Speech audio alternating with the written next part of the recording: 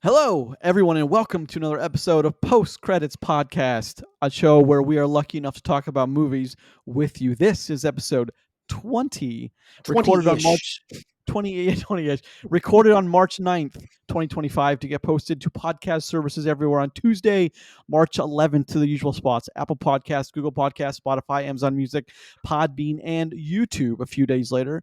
Apologies, one of our videos from last week is not up, but it's a good one, and you'll like it when it's Right, up. the audio's there, and the video when it comes out is going to be a fucking banger. Also, think look so. out for our upcoming merch where we have shirts coming out that say "I love PCP" on the front in big letters for everyone to see as you walk by. There you go. All we have kid sizes too. All kid sizes. Of course. Yep. It was Yes, my yes, idea to put in the baby onesies. For some reason, regulation didn't like that, so we didn't do that. I am one of your hosts, Grayson. I am not a fan of Mark Ruffalo's character in this movie, I Maxwell. think he's fucking incredible. That's a mouthful, but all right. It is. Joining me, as I do every week, are my co-hosts, Roger, Let's Print Some People, Stillion, and the lovely Chris 10 Bond. I think of the three of us, Chris, you'd be the one that's died and come back multiple times. So I love that you like. So you guys can't see this, but like on our little show prep thing, Grayson has named himself Grayson 13, saying that he would only have died and come back 12 times the 13th version. That should be like Grayson 75. Yeah, no, agreed. But for maybe Step out into the cold. I dead. mean, I usually don't agree with the majority of your nicknames, but I think you got me and Roger pretty spot on this one. The unethical choices that you would make make a lot of sense. Agreed. Unethical pro-life tip. Yeah. I don't know about unethical, but I mean, bad life choices, absolutely. The printing of people. I mean, like, legitimately, a crux of this entire movie we just watched is about how printing people is unethical and that you shouldn't do that. But listen, dear listener or watcher, make your own choice. True. I mean, yeah. You don't want to listen to three assholes on the internet, that's for sure. A bunch of opinions. That's all it is. That's all it ever is anyway. Gentlemen, how are we this week? What's going on? Chris, have you good, man? It's sunny you're past out here. you're past the dog man hump. Oh God, 100%. I So don't Chris's like the wife, way if you you're worded listening, Chris's I wife, don't if like you're that at all. The dog man hump? Why? No, Oh, okay, stop fine. saying that. No. All right. No. Chris's wife, if you're listening, Boo! Snow White is coming. Chris should watch that no less than 3 times. Just saying. Let's see if we can make this happen. Chris's wife 3 times. Let's see if the wife can get through one showing of it. So That's fair. We'll start there because that movie's going to be fun to talk about. I wonder when we're actually going to get real reviews of that thing. Oh, real reviews? When, I don't when the know, man. embargo drops, because here's the thing, it's Yeah. got to drop by like Wednesday. Like those are the rules. We'll see. Yeah, I'm really excited to see. I mean, I told Chris today, like I'm more interested to watch it from like a what is this disaster gonna be kind of point of view than I am from like an excited movie point of view. So because Some it's just movie been- making processes should be studied. This is going to be one of them. it's been drugged through the mud for a while now. Yeah. And Rachel Ziegler she keeps doubling down on that. So I mean, look, more power to her. I gotta say, more power to her. But she keeps So doubling down. let me ask you guys a wild hypothetical. Okay, gotcha. Okay. So what if we're sitting here next week And doing our show? no, and we're like, no. I already don't like. I no, know right, where but you're like, going. look. All right. You know what I'm going to say, but I'm going to say it anyway. Good. What if we were like, Snow White's kind of good? No. Like, It's what happened? I refuse. Hold on. In 2 weeks from now, because next week's Novocaine. Oh, okay. Oh, Sorry. yeah, 2 still, weeks. still. 2 weeks. 2 weeks. Yeah. I Yeah. refuse to believe that movie's going to be anything but a goddamn trash fire. I Listen, mean, you're probably right. And like, listen. look, all signs point to that. if I'm pleasantly surprised and I don't think it's the worst it's piece of shit redeeming, ever. I don't think it's gonna happen. But I mean- mean, I'll be the first one to say, hey, it's not bad. But I've seen the dwarves, dog. So like in our little thing, I mean, I know this is our 20th or so episode of doing Yeah, this, but we have done other things together before where we have talked about very bad movies, and I'm interested to see where like this slots in yeah, overall. Well, Yeah. the good news for Snow White is the live action Disney remake bar has been somewhat lowered lately. So, I mean, the past couple years for Disney has not been good to Disney. It's not been good to Disney fans. It's not been good to Disney. So, I mean, I'll do the emoji on the text. Can it be What worse will than you do? Dumbo? Because I mean, Dumbo's really bad. Let me ask you a question. Okay, let me ask you a legitimate question. Okay. Gun to your head, you have to choose one of these. Which one do you watch again? Little Mermaid or Dumbo? I choose Dumbo, and I have my reasoning for it. I think Little Mermaid. I watch Little Mermaid. I got kids. I got girls. They would That's enjoy fair. that too. So I mean, like, look, Little Mermaid's not very good, but it's better than Dumbo. I agree with that Well, as the well. thing about Dumbo is like I didn't have as much connection to Dumbo when I was younger, so like it was just kind of one of the movies. But Little Mermaid to me is like seared in. That's the top 4, man. That's in my Okay, I got you. Aladdin, Lion King, Beauty and the Beast. Which Beauty and the Beast is above reproach completely, but it's just like those are my 4. Like I know them so well that live action remake that didn't quite resemble what I remember. I was like, man, I mean, what a miss. Aladdin's fine. Aladdin is fine. Well, yeah, Aladdin is oddly fine. Yeah, I think after our discussion last week, that involved Aladdin in some way, shape, or form, I think that I wouldn't mind watching the live action version of it again too, just because it was so hard to.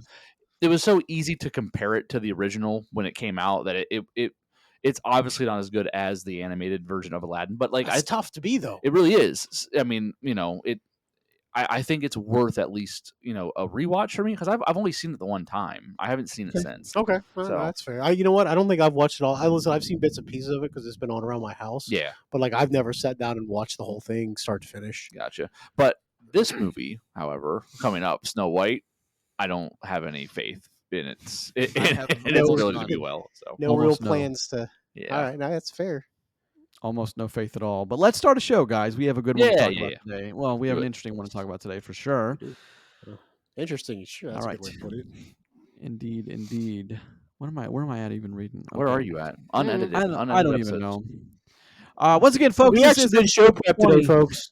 All right, this is episode 20 of Post Credits Podcast, where we talk about movies with you. This week, we have a good show. We've already done some intro. Let's do the box office. We got a movie recommendation by yours truly. We're going to talk about Robert Pattinson and his career, a little bit about where it's gone, and the much delayed Mickey 17. It is here, and we are going to talk about it today.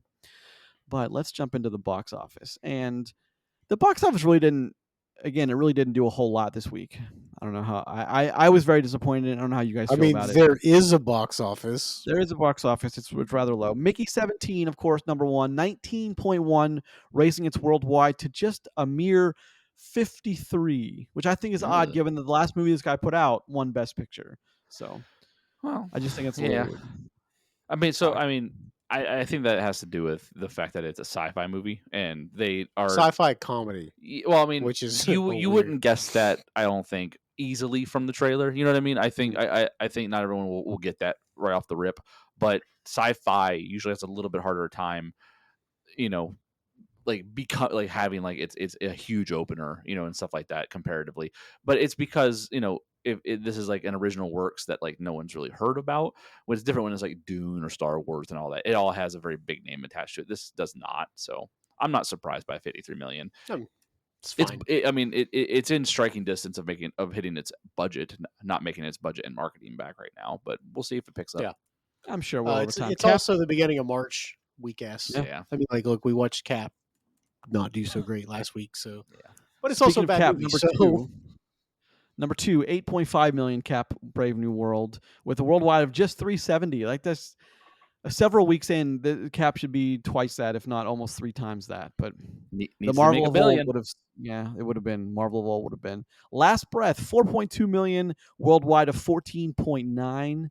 That's still hanging in there. The Monkey, 3.9 with a worldwide of 45. And I don't know the budget for the Monkey, but it couldn't have been a huge number. So I'm sure a handful of nickels. Yeah. Paddington in Peru, 3.9, 175 worldwide. That's doing really well for itself. People like that Paddington. Roger doesn't. Love that bear. No, they do indeed. 6 through 10, Dogman, Anora, Mufasa the Lion King, Rule Breakers, and Night of the Zoopocalypse. Okay. Yeah, I've heard some of those.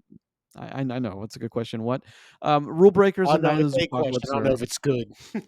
Again, though, I have a movie podcast. I tend to be somewhat more plugged in than others. I don't know what that shit is. Anora's only sitting at 46 million, but Anora was made. I don't know. I didn't send you guys. Maybe I did. Maybe I did. Maybe I didn't. About how Anora's got a very low budget, right? It's like a $3 million. It's like a $3 million budget. Yeah. But there's some flash. There's some kickback coming from the director who some people still haven't been paid. And like people are not being paid for this, so like, should he have been given the award if stuff's not getting paid? And it's a big. Is he also the accountant? Well, no, but I mean, Well, then I don't have a problem with that. Well, no, but an independent film that's made outside of any kind of studio regs, the rules are a bit different. So it's not as streamlined as they could be. But I personally think that's pretty shitty for crew to work and not get paid. But that's just me. I think that's terrible. However, that did win Best Picture. So if it's still around you, you should go watch it. If you have not, yes, you should go watch. You should listen. Everybody should watch Nora. It's great. Yeah, I agree. Now, I didn't vote it for Best Picture, but it's still pretty good. So. It was like second Best Picture, which is a fine designation. Is there a current reigning repeat champion for your guys' Oscar show you guys do? Is that a thing? I've never done an Oscar ballot and had somebody count it. No. Oh, the first time I do it though, I'll let you know. I was under the impression that somebody was a big winner and defending champ, but no, I mean it's fine if you guys don't know. Okay, I got you. Understood. If that person exists, their humility is almost non-existent. Just saying. Oh no, I mean listen, if I were the winner of something like that multiple years in a row, I wouldn't be either because that is such a huge deal amongst the whole three of us. So I mean I get it, it's fine. Moving on, thank you very much. Moving on, let's talk about a movie that's very similar. This is very near and dear to Roger's heart. Edge of Tomorrow, one of Roger's absolute favorite movies. It is a damn fine movie. I love that you're recommending one of my favorite movies. It's a good movie. And then calling it out. It's a good movie. No, directed by Doug Liman. Edge of Tomorrow fucking whips ass. It's amazing. Tom Cruise. That's my official designation. Whips ass. Tom Cruise, Emily Blunt, and Bill Paxton, Brendan Gleeson, just to name a few. It's in that same moniker of Mickey 17 or of the what's the Bill Murray movie that everyone says Groundhog Day? Groundhog Day? Like kind of the Groundhog Day, kind of the day repeats for him. He keeps dying, day repeats for him until he's able to get it right. But what I think is the real magic here, and I mean Edge of Tomorrow, I think, is criminally underrated on Metacritic at 71. I think it's at least 10 points better. It's pretty high, though, for a sci-fi action movie. Edge of Tomorrow is also one of the best. I mean, we're talking like Aliens level quality here. So at least if you ask me anyway, I'm just one man and one man's opinion. But I'm surprised it's not higher as well, actually. I agree. Actually, the show that we did, a lot of those, after I listened to it again and again, the seeds we were talking about, like some of those, like Gladiator being at a 67. Are you still hurt about this? I'm talking about how low in Metacritic it is, not the fact that it didn't win when it should have. I'm just saying. This is foreshadowing, folks, because we're doing this in a weird order, I think, now at this point. We are indeed. We are indeed. Is what it is. I'll have a crown for that one too. I feel like there's some. I do feel like there is some Edge of Tomorrow in Mickey 17, or rather, because there was a novel that I think within the past couple of years. I don't know when the novel came out that Mickey 17 is based on, but I think there's a lot of Edge of 17 influence in Mickey 17. And it's, I guess that's, I mean, I would be hard pressed to say that there wasn't, because the movie's almost exactly, a lot of the same pieces are in place to move, except for some of the characters. But it's Edge of Tomorrow is an exceptional film that it is streaming right now on Paramount Plus. So if you have that, which few people do, but if you do have Paramount Plus, you can watch it. Absolutely. Agreed. I mean that movie itself is just, I don't know. I love the action in it and I love the premise, and it's a very cleanly cut movie. I think it doesn't take long to get going. It's very to the point, and then you're in this loop of waiting to see how everything is figured out, or even if it is. Yep. I don't know. It's just it's similar to Palm Springs. It takes the whole Groundhog's Day loop. Just going through my whole fucking the Groundhog's Day loop, kind of sequence, and that some films do when they have this subject, and it just does it at the top level, I feel. So I don't know. I agree with you, Grayson. It is a good pick. So, dear listener, we have now broached on Edge of Tomorrow and Palm Springs, which are two of my favorite movies that I have that seriously run near and dear to my heart. I remember, one of my favorite things is, and I won't talk about it tomorrow. I'll talk about Palm Springs for this one, is introducing people to that movie that have never seen it. Because when I tell them legitimately, it's one of the best movies you're ever going to watch, and it's funny as shit. No one believes me. And then when I do the same thing about Edge of Tomorrow, when I'm just listen, great action movie, Groundhog Day style, people are it's got Tom Cruise in it. It's blah, blah, blah. Look, first off, you are criminally underrating that man for doing action movies. Watch the last 4 or 5 Mission Impossibles. Mission Impossible. I'll watch all of them. You should, but like the last few have just been like spectacular movies. And Edge of Tomorrow is perfect, and Emily Blunt is perfection in that movie. Yeah, no, Emily Blunt makes that movie what it's rare. Rare is the day in a Tom Cruise film that he is not the charismatic titular character that that kind of gravitates toward. But Emily Blunt, she makes it look easy to steal the spotlight from him, and it's not easy to steal the spotlight from Tom Cruise, but she makes it look easy. But let's also not forget the real winner of 2022, Top Gun Maverick. One of the best sequels ever made. Thank you. Anything he can do to shoehorn Maverick in, he's going to do. Don't worry. One day somebody else is going to recommend it. And True. be like Grayson's I'd be furious. All right, gentlemen. Let's move weird. right Like along somebody here. would recommend somebody else's one of their favorite movies. Weird. Huh. We talked about this last week, and you said you didn't have a problem with it. Son of a gun! I ran it by That was you. last week. All right.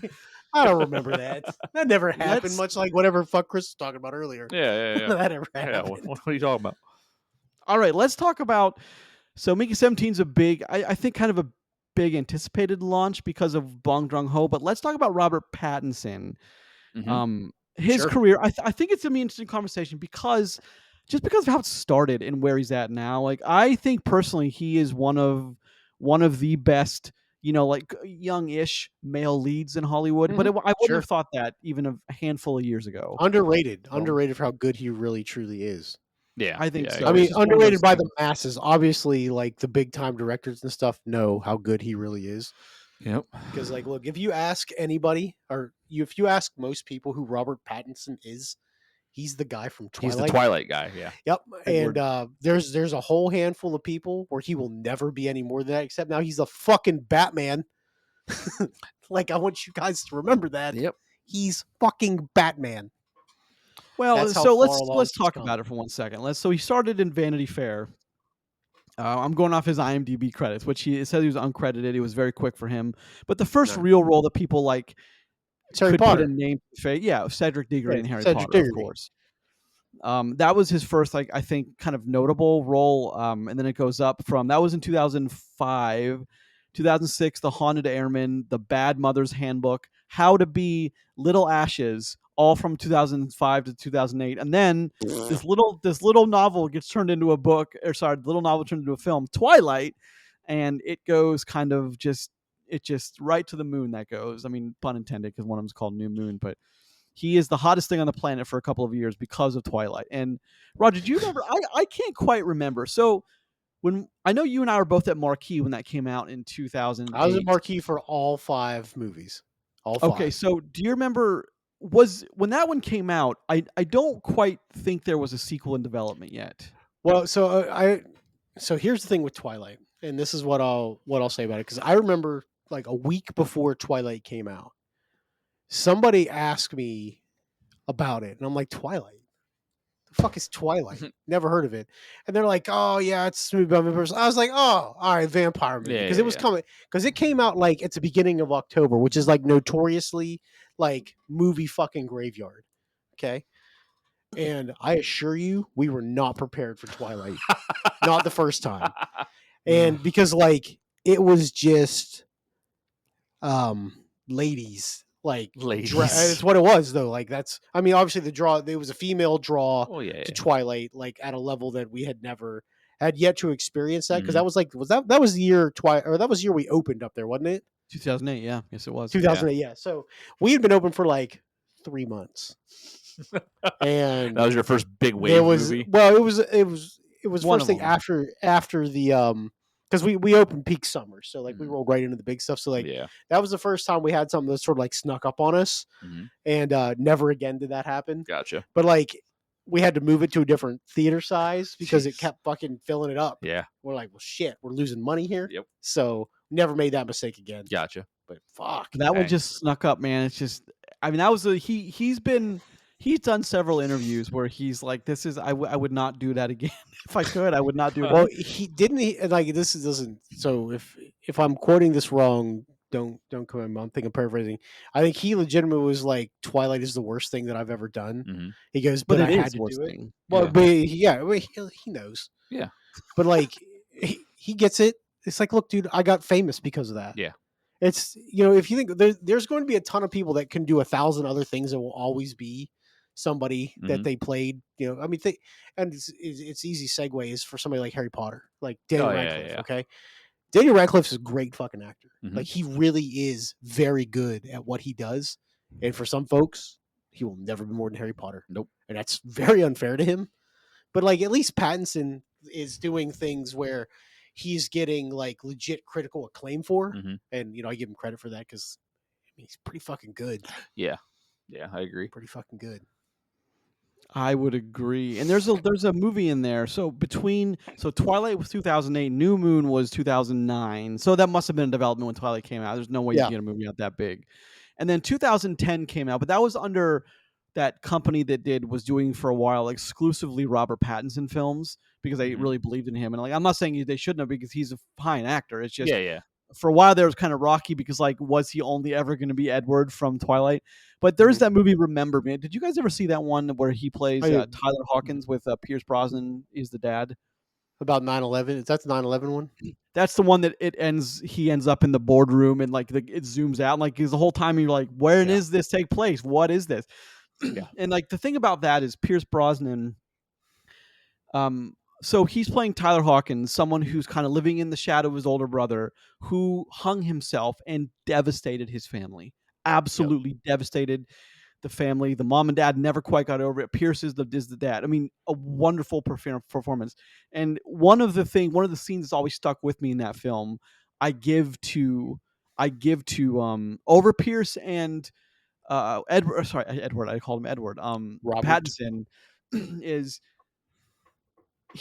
So Pierce makes the choice because he's playing the dad that's providing for his family. Not really a great father, but he's providing. And he chooses to skip his daughter's art show. And like just as they were all starting to mend, so Tyler rides his bike down. He's on college and he's in New York. Rides his bike down and interrupts a board meeting. And they have this wonderful shouting match. And the people keep trying to get up.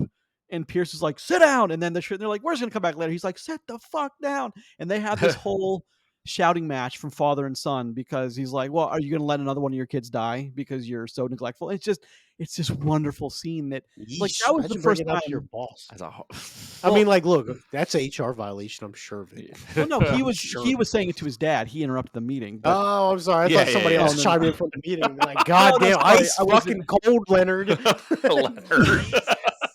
No, but that's just the first time I'm like, all right, Pattinson's got some chops. Like if he can go toe to toe with Pierce Brosnan in a shouting scene, okay, I can get behind this guy. But I remember that was the first time like he was more than Edward in Twilight to me was Remember Me. So I mean, I don't know if you guys have a similar story, but and then Water for Elements is another one of those wonderful movies that kind of just magic worked in that movie and like it shouldn't have worked, but it did. Him and Reese Witherspoon, I think it was. And that was not like Waltz. one of those. Christoph, yes, I just watched that not too long ago, but but that was the early career. Then we move away from Breaking Dawn Part 1 and 2 is 2011, 2012, and I bet he was all too happy to move away from those because he just didn't like them. Oh, yeah, I don't blame the guy. I mean, they made him a overnight success and a many, many, many times over millionaire. So. Oh yeah.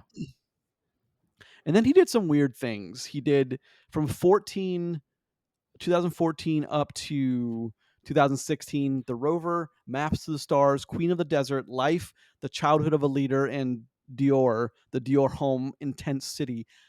I don't think most people could tell you what any of those are. I don't know what any of those are. Well, when you say Life, is that the sci-fi version of that movie? No, that's one. No. It's nope, something completely different. And then City too, he's definitely not. Yeah, I was gonna say he's not in that movie, right? Okay, gotcha. And then The Lost City of Z. Fun movie. Do you remember that one, Roger, from Amazon? I know that you and I talked about that before. That's one where they're like looking for treasure or something, right? Yeah, with Charlie Hunnam. Yeah. Okay. Yeah. He was one of the characters in that. And then Good Time, another movie that people kind of like. It's an instant like cult following kind of movie that people love with him. I wasn't big on it. I watched it. It's like it's just not for me. But then he has another ton of movies up to High Life, which is another one of those movies that's got a cult following. And then things change for him with, I think, The Lighthouse, which is, I know Roger, you and I, we were very much kind of in awe of The Lighthouse, but with him and Willem Dafoe. Yeah. Chris, did you ever check that one out? Movie. Yeah, absolutely. Yeah, very like that one a intense lot. film. And And then of course Tenet, that ill-fated Christopher Nolan movie where people are like, "Oh he's no, Tenet." fantastic. Yeah, in look, Tenet. I want you to understand that Robert Pattinson is not the problem with Tenet. Yeah, no, Tenet is the problem with Tenet. I mean, I talked to you guys agree. about it before. I rewatched Tenet, recently. Not like last week or two, but in the last couple of months, and I enjoyed my rewatch of Tenet. I wasn't taken aback by the silence, the muffledness, the weird sound, and all that. So I was able to kind of sink into the movie more. And it is a cool sci-fi action movie, at its core. It's been a while since I've spun it through. So yeah, and he's fantastic in it. He's one of the best parts of that movie. Maybe we'll do an episode like a Tenet retrospective, because we weren't big on it when it came out because the sound was. Well, where I watched it, I watched it at the AMC at the Ohio Valley Mall, and that was. The dialogue was at best of times barely understandable. Yeah, see, when on my rewatch of it, there were no dialogue issues. There was weird muffled sound and all that kind of stuff, and almost like things like sound was in a vacuum. Mm-hmm. But they may have fixed it now on the digital releases of the film or something. Of course, that kind of they did, yeah. brings the quality up. So well, I think that's possible. Well, just remember too, that's not just a complaint about our local theater, folks. If you never watched Tenet at the time it was released, Tenet had some real mixing issues, and it was widespread across the country, and really hurt that movie. Yeah. So. Yep. Well, they did. They said that AMC, all the theater chains sound wasn't up to date, and they're like, whoa, you can't blame it on you have to make sure it works. Fuck you. You can't just. I remember that debacle. You can't just become slanderous. That's how. Also, wasn't that during COVID? It was peak COVID, 2020. Yeah, because Nolan does not do right to max releases. He will not. He will never. So. Well, so if I remember correctly, with that, because we were running another project that the three of us that we were involved in, and with COVID, it really threw things out of whack. So we had something to watch in the theater. I remember going to see Tenet, and there were two people in the theater. Yeah, me and my wife. And that was fucking it. Yeah, Which still happens from time to time, but not for a movie like that. Yeah, I know. Not for a movie like that. Not for a Nolan film. I mean, God almighty, one of those directors that just pulls people in. Mm-hmm. So after Tenet, The Devil All the Time, I think that was that was Netflix. Was that also Tom Holland, or was that Spider-Man? Was that Tom Holland as well? Maybe it was, maybe it was. I don't remember, but the Batman, of course, that's a big. The Batman's a big deal. Divisive as it is, it's a very well made film. I think Batman's a great movie. I need to rewatch that movie. Actually, it's been. I haven't seen it since our first run, and I want to watch that again. People are really digging the Penguin too, really digging the Penguin. Also, that's a show that I watched all the way through. Did you? Did you finally see it? It's good. Yeah, it's fucking real good. Yeah, it's real good. And real quick, The Boy in the Heron, he was an English voiced, and then Mickey 17. But so. I think it's interesting to note that he's in 4 things coming up. One's called The Drama. 3 now have dates. So the Batman Part 2 has 2027 is the date, March 2027. Yep. The Odyssey, that's the next Nolan film, oddly enough, because I just know that because some people left the show I'm on now, the film I'm working on now. 2 people in the office left to go to Greece to work on that. So that's actually happening. It's a big deal. How come you didn't go? And then there's Die My Love. I don't want to answer your questions, Roger. And then there's Die My Love, another film that I don't know what it is, but that's like a James Bond movie, doesn't it? Yeah, it does. It really does. James Bond. In a remote, forgotten rural area, a mother struggles to maintain her sanity as she battles with psychosis. Is he going to be a mother now? That's a fun family film. Dang, Rob. That'd be interesting. I mean, talk about character. Look, go at it. Pattinson, go get your Oscar. Pattinson, Jennifer Lawrence, Nick Nolte, Sissy Spacek, Lakeith Stanfield. That's a pretty damn good cast. That's a good cast. Mm-hmm. Yeah, so maybe that we'll keep an eye on that one. But yeah, I'm really excited for his upcoming. So I really hope he can kind of get the goodwill back with Nolan after Tenet. So. Well, I don't think he's going to have any goodwill to get back with Nolan, right? You know what I mean? Did he say some words about Nolan? Oh, no. Look, the one thing I've learned about Christopher Nolan is sometimes he's got people he likes to work with. Yeah. That's very profitable to be one of those guys. Yeah.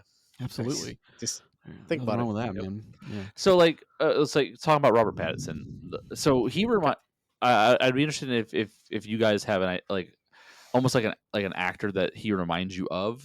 I have one, and he reminds me of Joaquin Phoenix without the crazy at this point. Okay. He's like I've seen him in multiple films, and he seems to really dive into characters. Yes, and he does it very well. Mm-hmm. And especially in the one we just watched in Mickey 17, which we'll talk more about when we get there. He he plays two versions of the same character in this, and they're very different people. They seem like different people on screen. So I think that speaks a lot to his range, because to make an audience member who's who has literally seen him twice and understands it's supposed to be kind of like the same person kind of deal, to make you forget that at times is absolutely an impressive acting feat, I think. So you're telling me you can be good at what you do and dive into it and not be a fucking weirdo? Seems like it's possible. I'm not saying I don't know. Mind blown. Allegedly not a weirdo. Okay. I don't know the guy personally, but Joaquin Phoenix, he's fucking weird. Either way, 100%. I was on my Pattinson either way.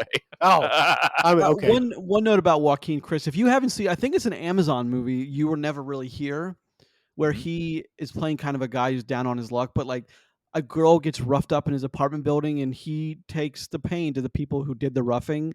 That's a good. I think you'd really enjoy that. Yeah, he plays a character that just goes fucking ballistic, and I think since you're such a big fan of the John Wick films, I think you'd really enjoy that.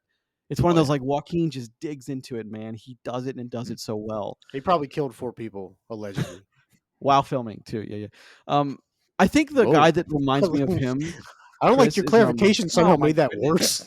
I think someone that kind of reminds me of is Zac Efron, because like Zac Efron had the High School Musical that he was like really trying to get away from. Like Pattinson had Twilight, and they both moved on to do some really amazing stuff afterwards. Like, sure. I mean, The Iron Claw is a movie that just haunts the shit out of me because I think that movie is amazing. I actually just caught the last half of that again, like 3 or 4 days ago. Oh, the fun half. Oh yeah, no, that's right. So it was it's playing on one of the premium channels. I think it was like HBO or whatever. Probably and so, and I flipped it on and I was like, oh man, this movie's so good. And my wife's like, this is sad. And I'm like, yeah, it is. It's so good because it's so sad. So fucking sad. You got the fun part. All the best parts. the suicide attempts and all that. Yeah, it's great. That was the movie I told him. Is going right now. No one ever asks about me anymore.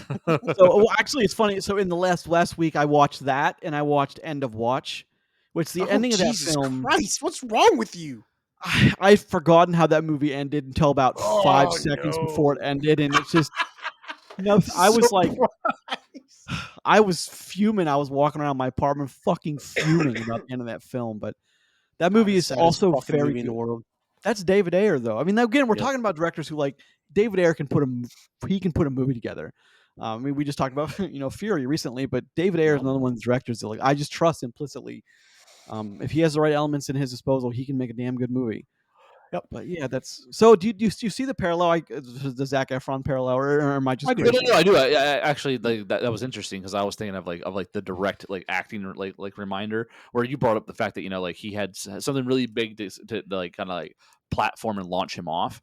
Whereas, Pattinson had the same thing. So that's actually a very interesting way to kind of correlate. And then they've done various things here and there, some really big, some things you've never heard of. Mm-hmm. So that's actually a really good like draw between the two different actors. Because, I think both of those actors are very skilled for different reasons. Yeah, absolutely. So one has a lot of abs, usually. I mean, like, look, I saw a lot of shirtless Pattinson today. True. Did you see it today? Yeah, this afternoon. Nice. Yeah. I was running down like Zac Efron's shirtless in a lot of his movies too, because he was shirtless in Iron Claw most of the time, shirtless in Neighbors a lot of the time.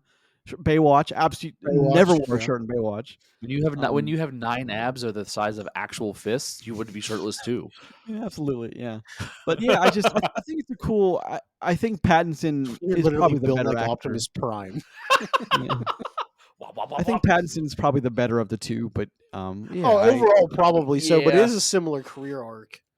Yeah. So, what about you, Roger? Do you have anyone else that like he kind of reminds you of? I mean, it's hard to compare him to somebody who like directly put a name on it because I mean, like we've seen people break out of things all the time. The one thing I will bring up about Pattinson though is he seems to be somebody who is very selective in the roles that he takes. Mm-hmm. He doesn't just take stuff because he should. Because like clearly like he doesn't need money. No, yeah. So he's not like I have to work. I mean, think about it. He's had times where, I mean, COVID obviously messed it up, but like he's had multiple stretches where like he's done like one movie in 2 years. Yeah. And a movie like Mickey 17, which is delayed legitimately like 6 times. I have theories about that, but Well, we'll talk about that when we talk about movies. Yeah, this movie was supposed to come out in 23, by the way. But I mean, that's just the way that he seems to like throw all of himself into a role to be completely into it. It's something I respect. Like he's really good, and give him credit. And if you look at him as just a Twilight guy, you are totally missing out on the Robert Pattinson, the good parts of him. Yeah. So, and yeah, that's really all I got to say. He's awesome. Not to say that the Twilight version of him is. I mean, listen. If he doesn't like that version of himself, yeah, fair. Okay, fair. That's good enough for me. Yeah, that's fair. Yeah, I haven't really. I was just thinking. I don't know what Kristen Stewart thinks about those films. I imagine they're not really high on her list either. But who knows? Well, so they really kind of fucked her life up totally. So I doubt she's super high on that either.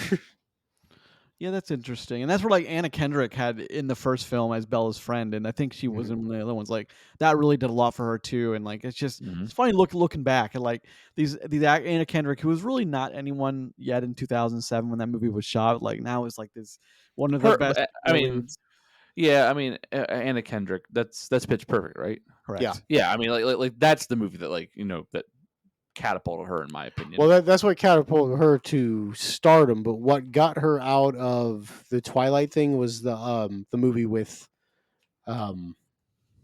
fuck, the guy when he's a killer and stuff. No. That was recent. The George Clooney, Oceans. No, the Up in the Air. Or the best picture. Redman made that. Yeah, that movie. Okay. So like that's the movie that really showed that like she's more than that. Gotcha. Because that movie's great, by the way. That movie's excellent. That's the movie that deserves to be Best Picture. Yeah, absolutely. So let's talk about Mickey 17. Unless you guys have any final thoughts on Robert Pattinson?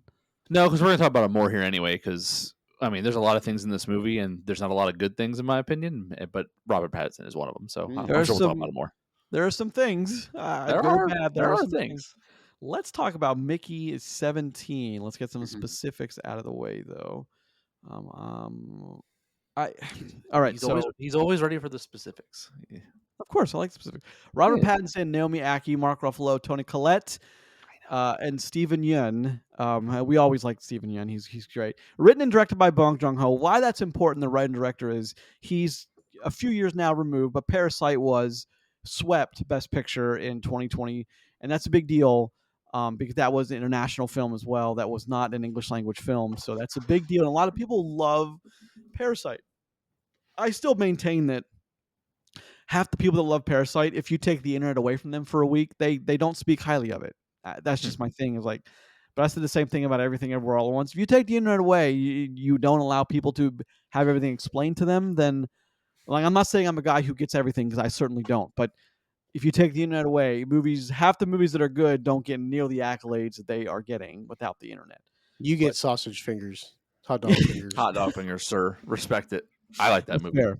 That's fair. So, what are your guys' first take? While I pull up the Metacritic and the Rotten Tomatoes, what are you guys' first impression of Mickey 17? I mean, so Mickey 17 is a movie, even after watching the trailers, that I really had no idea what was going on. And then I watch a movie and then it still has no real idea what's going on. Like there's 2 or 3 different movies here that feel like they are stitched together and not necessarily in the best way. They do use the word fuckface quite a bit, which is a word I'm partial to. So this movie automatically gets extra credit for that for me. So yeah, that's all for me. How about you, Chris? I mean, man, this movie happened. I don't know, this thing. I was really excited for this film, and then I definitely did not like the entire ride. This is a rare case where a movie gets worse as it goes on, where like legitimately becomes a worse film as more and more things progress. So it's like, I was waiting for it to get better, but instead the inverse happened for me in my viewing of this film. Okay. So that's actually I had very similar kind of first thought. Is as soon as you get away from like somewhat of the creativity in the beginning, the further away you get from that, the worse it gets. Yeah. At least to me, because like, okay, let's get this done. Again, I went into this kind of wanting to not like it, and I say that I shouldn't admit that, but like that's a thing for me because I am the hardest on movies that people are like, oh no, that's best picture. I'm willing to say this in March, best picture right there. It's like, well, let's hold up for a second. I do feel like I'm going to be talking about this one in a very similar vein as Emilia Perez, in the fact that like it's going to get nominated for a bunch of things. And I'm going to be like, I just don't see it. I just don't see it. I don't have to worry about that. I don't think this is getting nominated for anything. I think that this movie is sloppy and messy enough from act 2 and 3 that it's not going to get any acclaim. I think that unfortunately for Robert Pattinson, as good as he is in this, and he's great. The way this movie is cut and the way it got delivered, that this thing doesn't get a single nomination. It doesn't get talked about. Grayson, what's the Metacritic and stuff? So let's just talk about this for one. The tomato meter is a 78 and the popcorn's a 72. So the people like it a little less than the critics. Pretty even, though. Yeah, I would say that. What do you guys think about that? I'm surprised it's that high, honestly. But at the same time, it's fine. Yeah, sure. This is as close to Borderlands on an Arctic space planet that we're going to get, so that's fine. The Metacritic's only sitting at a 73. I use the word only because that's pretty high, but Metacritic 73. 73. I think that's. Think about it. Several points high. I know why. I know why too. Because it checks so many of the boxes. I know. Well, it checks bonus boxes too. Hold on. So it checks the boxes that are recent, but I guess like compare this to Gladiator. Now we know that's a 67. Yeah. Gladiator to me is. This is clearly a superior film. Yeah, I mean, I don't know what point you're trying to make, but like Gladiator is obviously worse than this movie. I am done with both of you. Thank you very much. I'm just saying. I got you, brother. I got you, brother. Roll the dice. I just don't see it. I think there's a little bit of fluffing because people love Parasite and they refuse to say that this movie isn't as good as Parasite. They refuse to say it. They just won't. I mean, like, look, I'll say it. This movie's not as good as Parasite. That's easy. I think saying this movie isn't as good as Parasite is the easiest critique you can give of this film. Yeah. Because it's so rare that someone makes a movie like Parasite and then the next thing they make is just as good or better. Well, that doesn't happen, right? No one's ever really been able to do that. Yeah. It's rare that, you come off one directly and another. Like, look, this is not saying that he doesn't have another great movie in him. Like, here's the thing. Mickey 17 is fine. Like, but that's the problem. Well, okay, it's never better than fine for me. Okay, that's better. Yeah. Yeah. It's like okay. Yeah. If our thumbs up thing, I do thumbs up, but again though, it's one of those ones where it's like there. Yeah. It's fine. Yeah. But this movie does really feel like it's broken. Speaking of, let's do that real quick. Okay. One on a 3, 2, 1s. 3, 2, 1. I'm down. Okay. You're really? I'm up. I'm surprised by this. I'm surprised. Okay. I think probably for the same reason Roger is at least for me, it's like I think it's interesting enough. And the filmmaking is obvious. The technical aspect is not in question. It's obviously there. It's great. And I think Robert Pattinson is enough to push it over is it a thumbs up, thumbs down for me? It's like he's great. He's better than the whole movie. Pattinson. Yeah. Especially thumbs up is better than a 50. Yeah, I got you. Okay. So, I mean, this is an easy recommend, but it's like, well, yes. Yeah. But do you like sci-fi? Do you like sci-fi comedies? I mean, there's a lot of kind of deviated asterisks here that you need to then ask. But well, and there's a lot of undeveloped characters in this movie too. Like too many characters in this movie is why. Way too many. Probably true. Yeah. Because like you get little snippets of like what might have been another story, and then it never comes back to it, which is so weird. Yeah, because they cut it with reshoots. Yeah. Well, I mean, I wanted to ask you guys. This movie's not short either. No, it's a crisp, lightning fast 2 hours and 17 minutes. Yeah. So I wanted to ask you guys. Well, that's weird because that's odd because so when I got in my theater, so it was supposed to start at a certain time, and I got in there at a certain time, 14. So I got in there at 9:14. It's supposed to start at 9. Like the movie was playing, and it was already several minutes in. I was running behind. I thought I had some cushion time. I stopped and got myself a coffee at the concession stand. Like I was like, oh, it's 9:14. Like Nicole Kidman hasn't even come on the screen yet. I'm fine. So it's nope. When I got in there, the movie he was already like getting injected with the green stuff, and like I think I may have missed some stuff, but I miscalculated. I mean, not really. Not really story wise. If that's what you're worried about. Well, so let me ask you then. Let me going another question forward is. Did you guys feel that the rules of the universe of this movie were laid out? Nope. Because I still have questions about certain things about whose memories are carried on. I don't think they fully explain enough to, I think, make the story a complete story to me. Well, so I will give them credit for that. For most of the sciencey part, at least when it comes to what Mickey is, I think they did a pretty good job Yeah. explaining how that works. Yeah. So all but one thing, and we'll the talk short about version of it is Mickey's basically a 3D printed human, and every 7 days he has to do a memory dump, has to upload his memories into what thing that legitimately looks like a brick. Yep. So even if he dies, he's never too far off of Mhm. his own cycle. I think they did a pretty good job. Yeah. And actually a pretty funny montage of when he's getting like printed out and then just slowly flopping onto the floor sometimes, which is funny. Yeah. I like how the people yeah. are like, "Hey, pay attention, idiot!" Like he's Yeah. falling out of the. I Yeah, did think that was fun. that I was okay with. I think they did a pretty straightforward job. Now you said something about one thing. Are you talking about? Oh, they don't explain. So they do this hand wavy thing when Mickey 18 comes into the fold. Mm-hmm. So like they don't mention it up until that point happens where he talks about his girlfriend basically saying like oh yeah like Mickey 14 was a little bit this way, Mickey 15 was a little bit that way, and now you're a little bit this way, and then Mickey 18 comes out as basically a psychopathic killer where like they've What you call him, habanero? Yeah, habanero.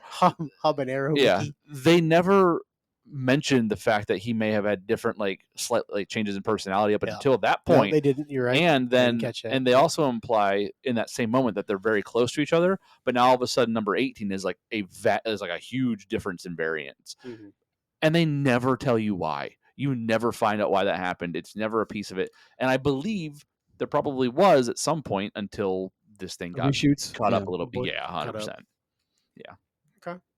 I agree with that. I agree, but there's some critical piece of explanation for me missing, some piece of exposition that got cut that shouldn't have. I don't feel this like I'm given the full story because they go on and say that like several versions of him are different, but then they go and say like one soul per one human, but they're so like there's some disconnect there. The one soul per human thing isn't really relative to Mickey. Yeah. That's just how they were looking at it, because they were trying to regulate it, which is its own sort of whatever. But that's not really relevant to Mickey. That's if you believe in souls as a thing anyway. So it doesn't sound like you missed anything really. Honestly, no. It just the movie doesn't do a good job of pulling those dots together. Nope.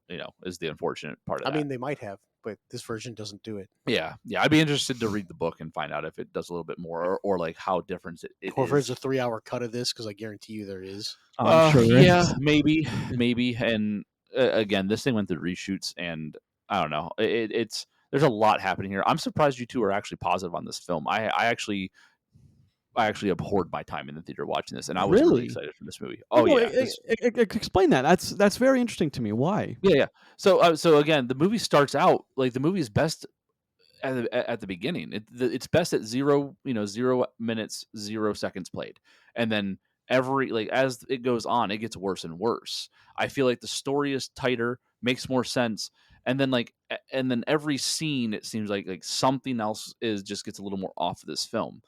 I like Mickey 17 and the character that he is, and I didn't mind the opening narration, which I know people have a huge problem with. And it basically the movie starts as a 30-minute montage, and you get to really know Mickey 17 and what got him to where he is. And then beyond that, you now understand the rules of what he's under and how things are working.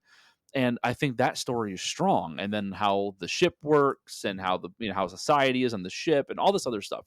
But then the further we get away from that movie to where all the way into Act 3, the movie's not even about Mickey anymore. Nope. It's about another character, which I think is one of the worst renditions of a villain in a sci-fi movie I've ever witnessed. To the point to where I don't want to use the word cringy, but the movie made me wince at times with how bad some of the characters are either written, acted, portrayed, however you want to say it. It's not good in any way, shape, or form. Where it's actually jarring and pulled me out of the sci-fi experience that is this movie. This felt like fan fiction of The Fifth Element at some points. Bad fan fiction. So I don't know. Like this movie all the way through gets worse because we get more and more things and threads of characters introduced, but then we don't follow through with half of them. Okay. A character that I can think of right off the bat is the girl with the long black hair that becomes interested for like a minute. Yep. And then there's something there story wise between her and Mickey and her and the girlfriend. And then all of a sudden she's just Doesn't no longer matter anymore. matters because there was a different version of this movie that centered around. I'm willing to bet that Mickey 18 and the girlfriend become the villains of this story in some version of this. Well, like or at least they're a force pushing against Mickey 17 and probably that that woman who shows an actual interest in Mickey 17.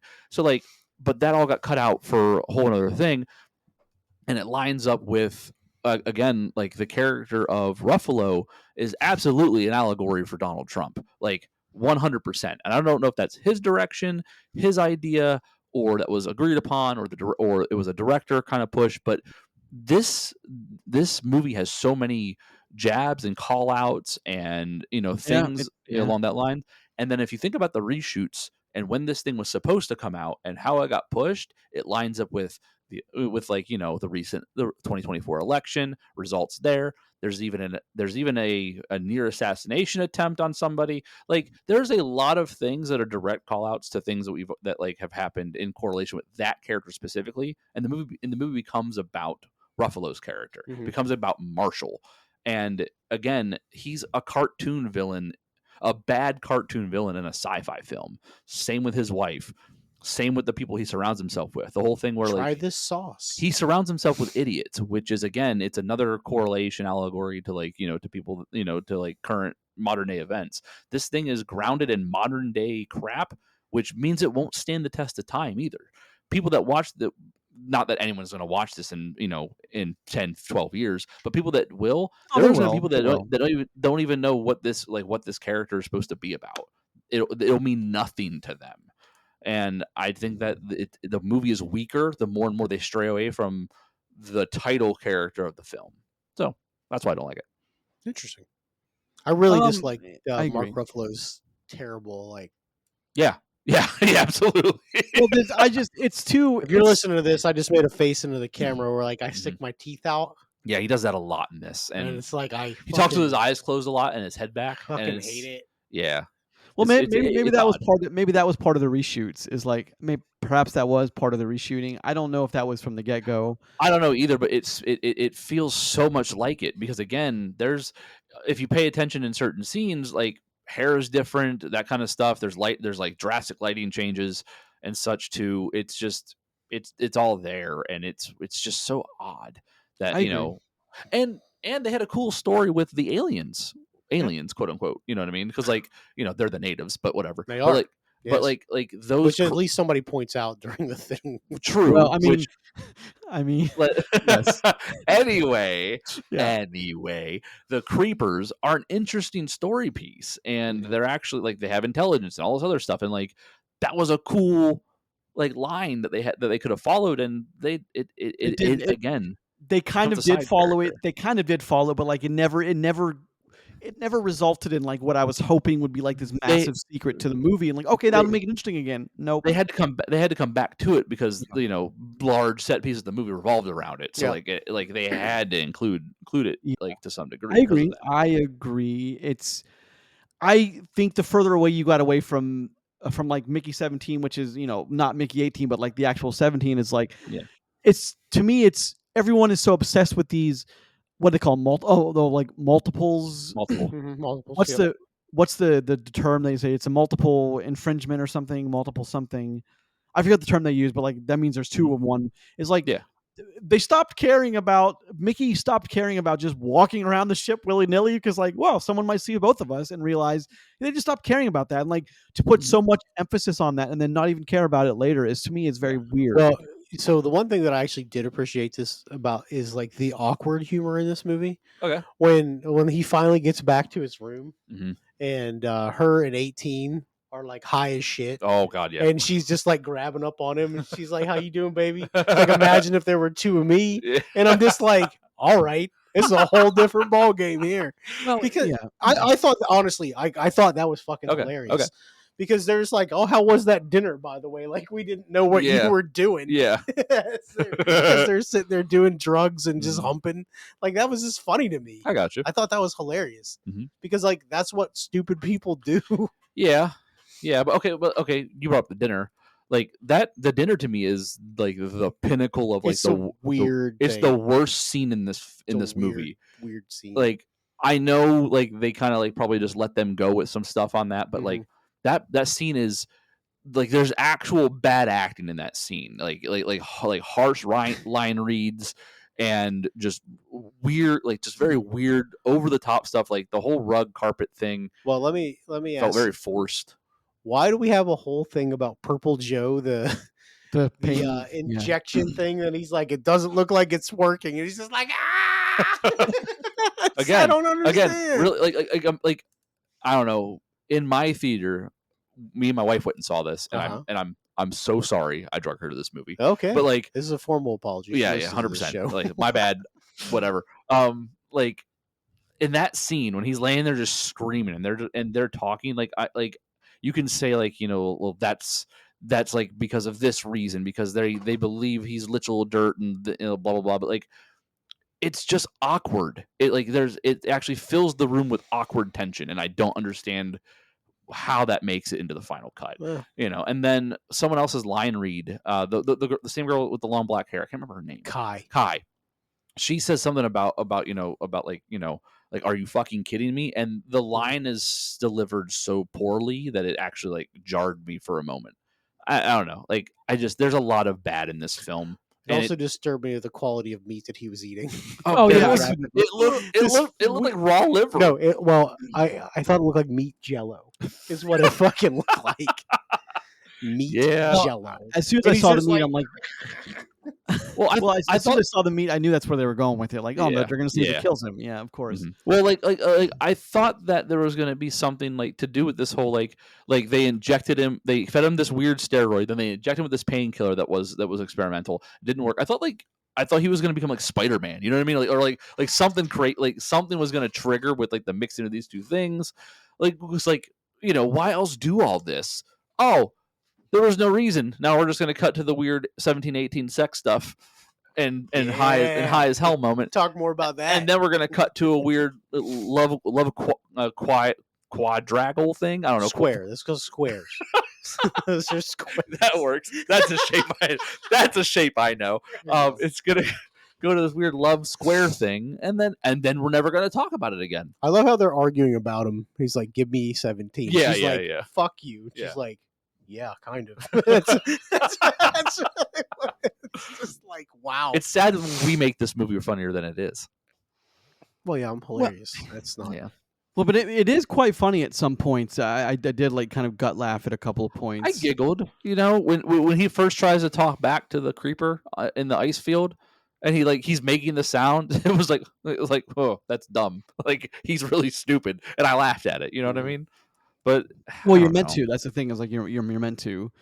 I know. So I wonder. So this is based off of a 2022, right? Sci-fi novel. Mickey 7. Edward Ashton or something. Mickey 7.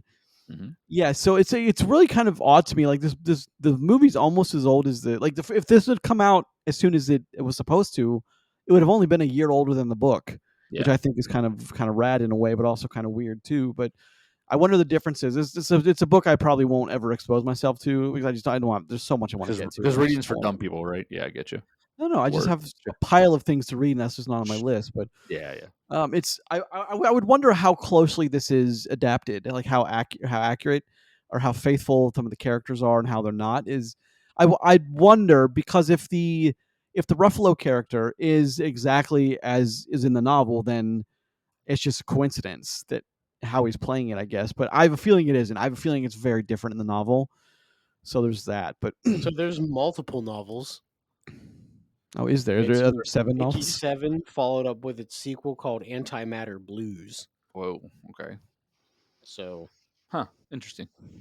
That is interesting. Anyway, Roger, you're a reader. Have you been motivated to check one of these out? No. But here's the thing: I'm not above it. Yeah. Yeah. Well, there's just a lot more I've on my list, but there's so how do we feel about the Tony Collette character too? Are it very similar to Mark Ruffalo's character? At least from my perspective. Again, it was very eye rolly, and it pulled me out of like that suspension of disbelief sci-fi like funk I wanted to get into, right? Like that's my favorite part about watching things like, you know, like Dune, Blade Runner, what is it, 2049, whatever it is. Like I love watching those kind of movies and like getting just pulled into the universe to where like when the movie's over, I'm sad I'm still, where I am. You know what I mean? Like I love that part of it. So it's like that character and multiple other characters in this movie pull me straight out of that. And again, I mentioned The Fifth Element, right?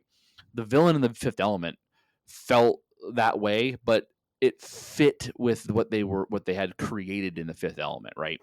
Where like she feels like the bad version of that, like the poorly written, poorly executed version of that character from The Fifth Element, and it does nothing for me. I think it's over the top. I think it's very, very jarring, and I don't think it makes any sense to where this movie's trying to go to on a very serious, like in its moments, very seriously good storytelling with Mickey 17 and what like the whole process of what he's going through and how his story is unfolding.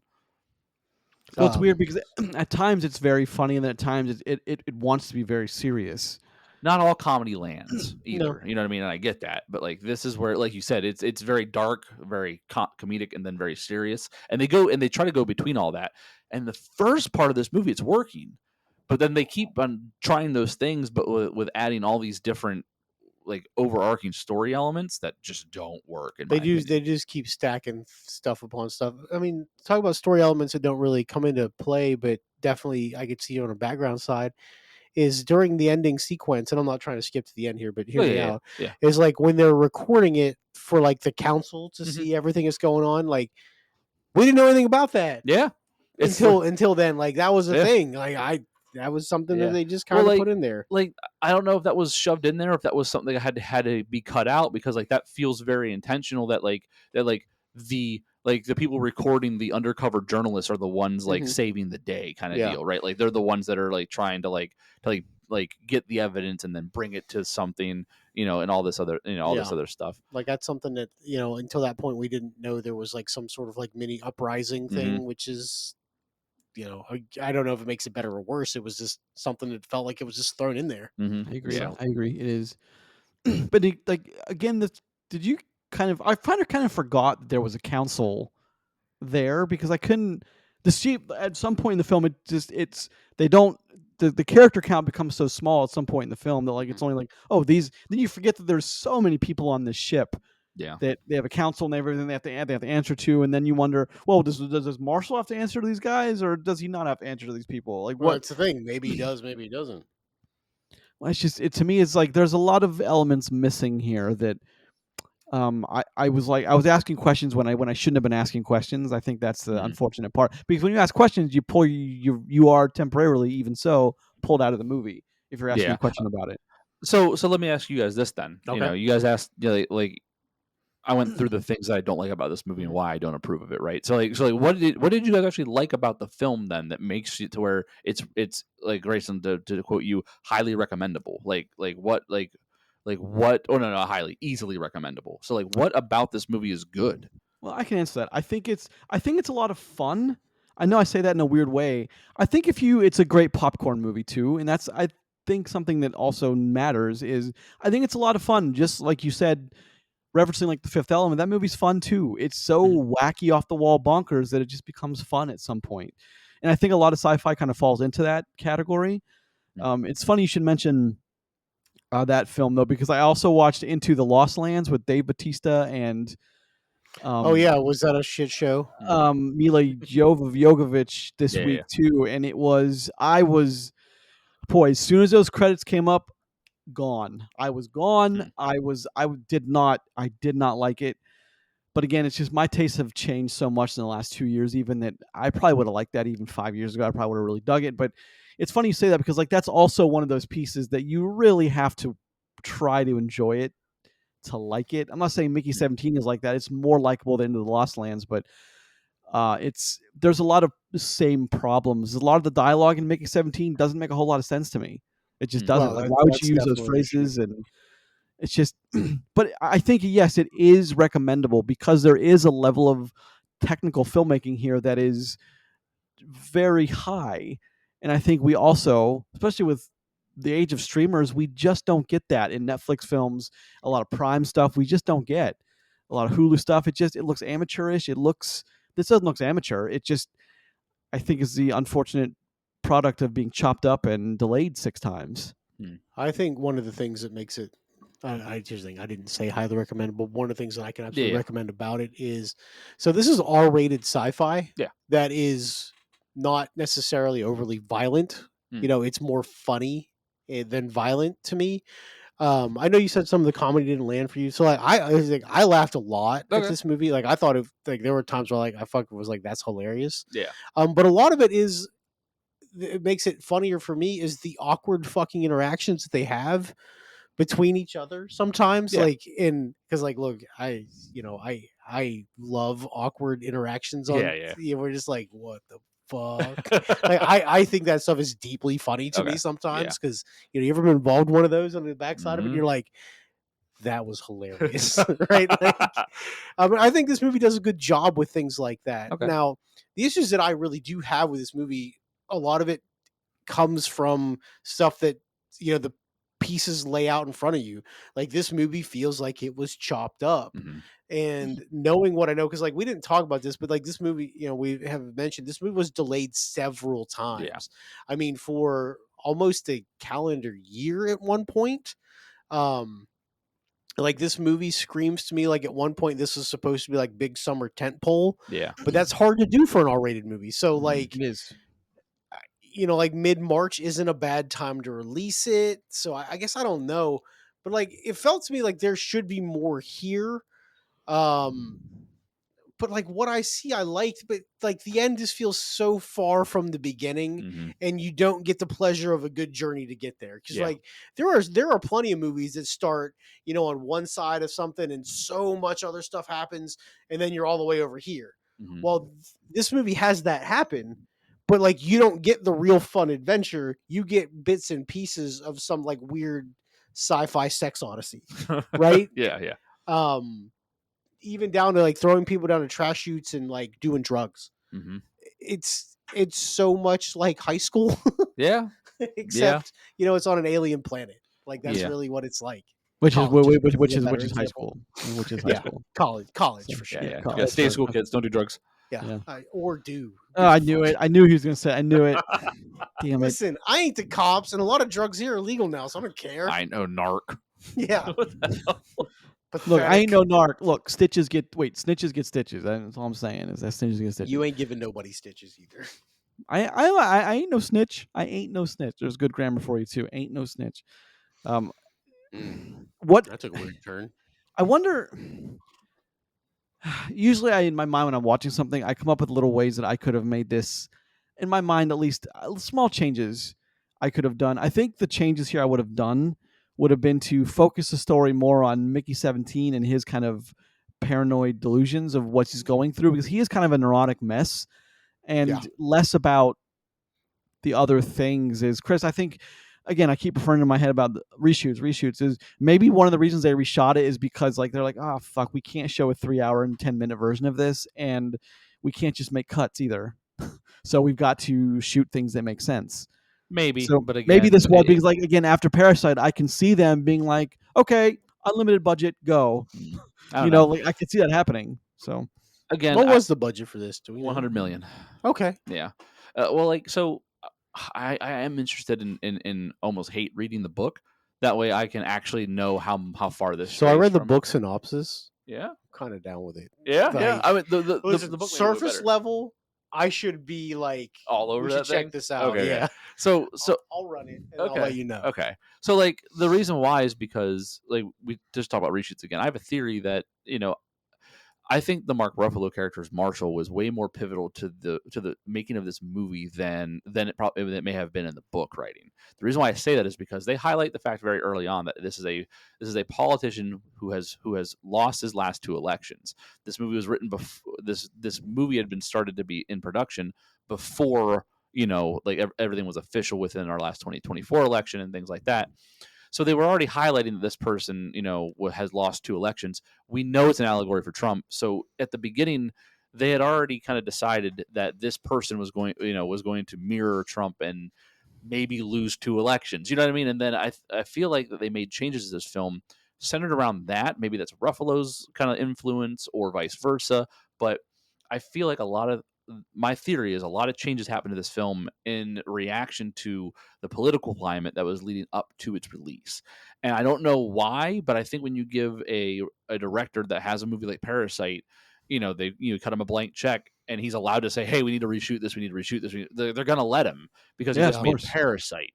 So it's like, I think it's just a perfect storm of a really good director who made a really good film and a perfect storm afterwards of just a lot of things happening within society and someone that has a lot of power and decision making to kind of like chase a vision that they have for a specific storytelling medium. I think is what we're looking at here. Okay. So that's why I think there's so many reshoots. I don't think there might be a longer version of this. You may be right, but I think it leans more on a reaction to the current political climate as this filming was happening and wrapping up. I think that's more of what we're looking at.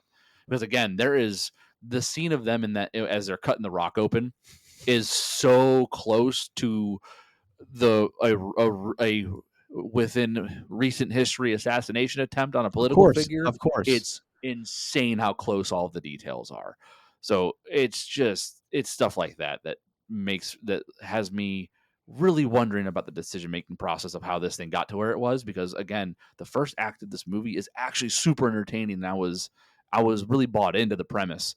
And then this happens, whatever that is, and then we go on the ride we do for this film. So well, it's tough because I guess what bothered me the most about it is like it's the willing choice to pivot from the stronger story to the other stuff. And it's, again, like you said, if it really is influenced by current events, then you would have had to like artificially take the story and edit it in a way that it pivoted from, because Pattinson is the draw here. Like let's not like he is like that's the name attached up here. Like, oh, I like that guy. He's fucking Batman, and he's and the same person might be like, oh, he's also Edward, or his girlfriend's like, oh, is it Edward, or whoever. It was gonna be like, yeah, he's also Edward, and let's go watch it. It's like once you get away from him, to me, it's like you get away from, it's kind of an odd parallel I thought about this was Django Unchained, and Hear Me Out is like once the Christoph character dies, that movie is over for me, and there's still 45 minutes left. Yeah. After the best character in the film is killed, I'm like, what are we still doing here? Wrap this shit up. We're done. This movie just feels like a jumbled mess. But it gets the further down the timeline you go, as far as like the further down the hour marks you get, the more detached the movie gets. To me, it's like the less interested I become, because the story just is not there after a certain point. So that's what I'm trying to say. I mean, we can talk about the one thing, and we haven't talked about it really at all, is stuff about the creepers. Yeah. And like, look, I have no problem with them bringing something like that in, because I think it is it is like a lot of movies we watch have different things happening in all one overarching universe, right? Yeah. And I have no problem with them bringing creepers. There is a point, though, where Mickey 17 is talking to the creepers. He's like, we can make this noise, it'll make your head explode. They all just are going, like, where the fuck did that come from? Yeah, right. And then at the end, which I actually found deeply hilarious. Same, yeah. When they're talking about it at the end, like in the cave. Yeah. That was a nice callback. Oh yeah, 100%. And it worked out really well. But like at the time, I'm like, what the fuck is happening here? Well, like I thought it was gonna be something like way more big budget, where like I thought they were like summoning the ultimate creeper. No, or like the fucking bugs from God, Starship Troopers. Yeah. Well, I was ready like the way they're like roaring back and the way they look. I was like ready to see like a sandworm from Dune like crash in from, or something. From the snowy mist. A chihuahua from Dune. Exactly. But it's so, not like, that movie. Yeah. It's just not that movie. It's once not. once that happened, the whole comedic element like can no longer happen because like that's serious and people are dying. So I completely understand. People are dying in this movie anyway. A lot of people died in this movie. Sure, one guy died a bunch of times. True. One guy. Dude, they're running the virus test on him, and he just keeps just like just blood all over the thing, and it's like breathe everything on this planet into your system. Or how about at first when he's outside the ship, and they're like, "We need you to test the radiation." He's like, "Oh, great." Yeah. He's like, "We need you to take your glove off to see what it looks like." When his hand goes flying, and just wonk. When his hand goes flying, I laughed out loud. Yeah, that was again funny. beginning of the movie, slow motion tumbling. Yeah. That was funny. Yeah, movie's strongest at the beginning for sure. Very funny. I as agree. I said all this stuff. Another storyteller is his best friend and the whole bookie thing. Like he's the shittiest friend in the world. 100%. But these all feel like they could have been like the storyline for a film. How about the sweet ass double Doom chainsaw? Oh, dude. Oh, yeah. Awesome. Weapon of choice as Mickey 18 goes on a massacre, which could have been this movie, but. It probably should have been, and Mickey 17 trying to stop him, or like right. Weird. The fact that Mickey 18's using the system again, like the fact that Mickey 18 knows and Mickey 17 will not be seen because he doesn't want to break the law, so he then can do whatever he wants to do. Like even that to me is a little more interesting than because like when he walked in, I tell you what, when I like raised an eyebrow, I was like, it didn't go what I thought it was going to go. Is when he walks in the bedroom and reveals the fact that he's not. I'm like, okay, that woman definitely didn't react the way I thought she was going to react. She reacted the way I was just like, respect. Yeah, but like that should have been the story. Like that should have been the main story thread. Is like that, not like then by that point it had become like kind of an offset side story. How many copies of yourself do you need? That's what I'm asking. Like if Mickey 19 shows up and she's still down. Jesus God. I'm so glad we have the E next to the we're explicit. Thank you. It protects us from everything. What did I say? I just asked a question. I mean, you were inferring that there were going to be 4 people involved, and Mickey 17 is becoming Mickey PH really quick. Okay, so here's the thing: it's like I'm down with like the good and the bad Mickey. Like our Mickey is like he's a good Mickey that feels I don't necessarily think he's bad Mickey at 18. Well, no, but just hear me out. Mickey 18 is very aggressive. He's very pushy. He doesn't care because he knows he'll just continue. So like he's got that going too. But again, it's like you're playing with that. They should have been playing with the same thing. Like for example, the movie Samaritan, the film with Sly. Should have been. God, I forgot about that. But like again, it's like the kid knows he found one of them. He doesn't know which one he found, the hero or the villain. Like that to me is interesting. That to me is like that's the story. And this movie did not go at all in a place I thought it was going to go, and that's fine. It doesn't have to. It's a weird sci-fi comedy made by the guy who made Parasite, which anything goes.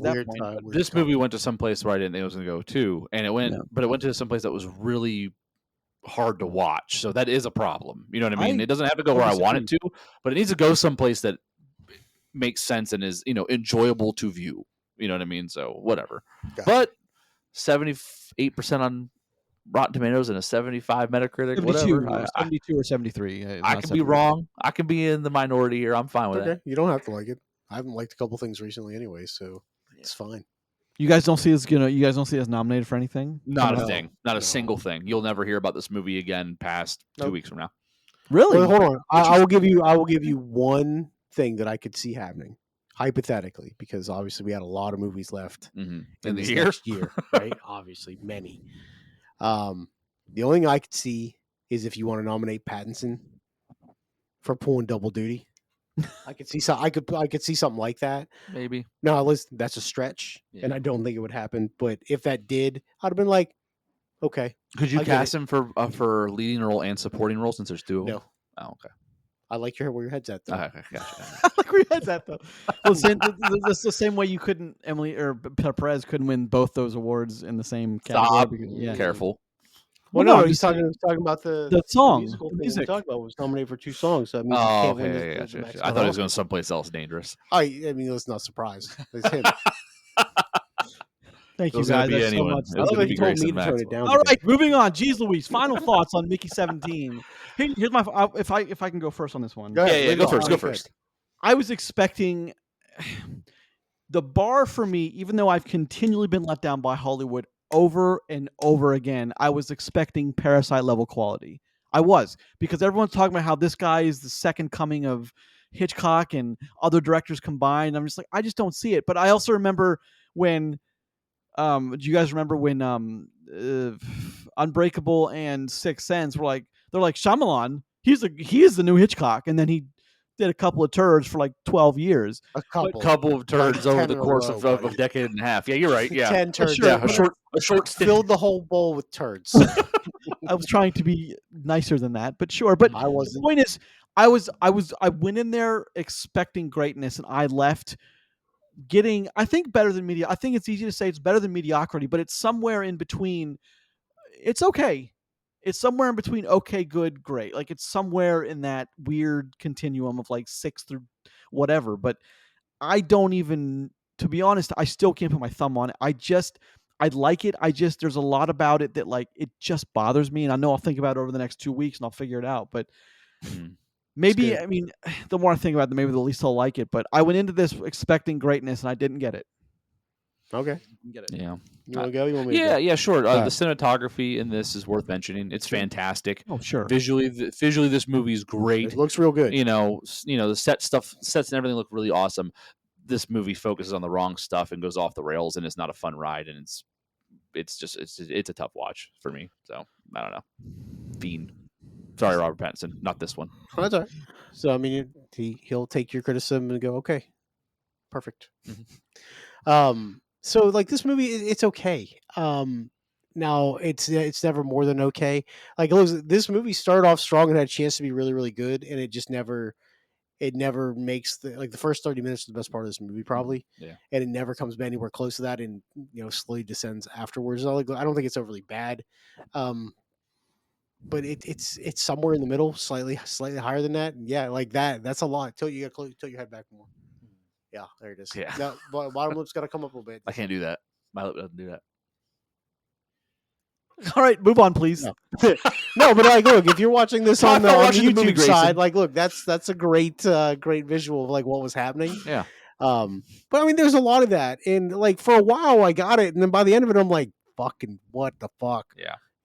But I mean, make your movie however you want, I guess, but don't be surprised if it doesn't make a whole lot of money. Yeah. It'll probably make its money back, and good for them, I guess. But There's no way this movie hits 200 million.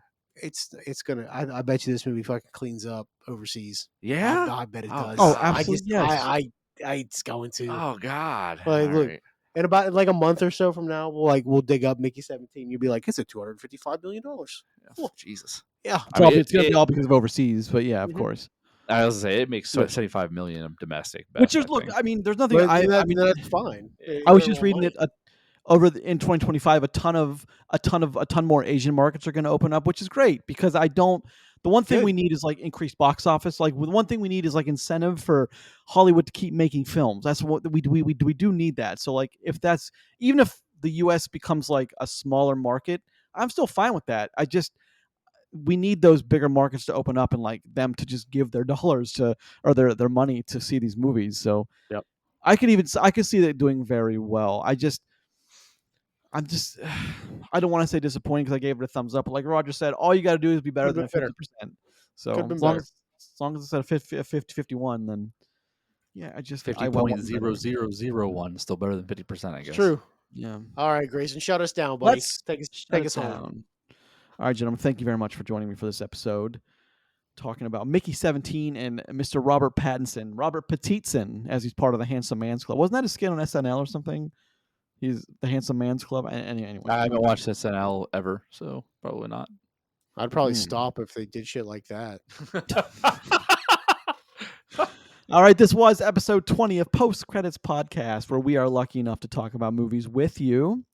Each new episode posts every Tuesday morning at 5 a.m. on the podcast service of your choice of the following 6: Apple Podcasts, Podbean, Google Podcasts, Spotify, Amazon Music, and YouTube. Please leave a comment, rate, subscribe. Every little bit helps.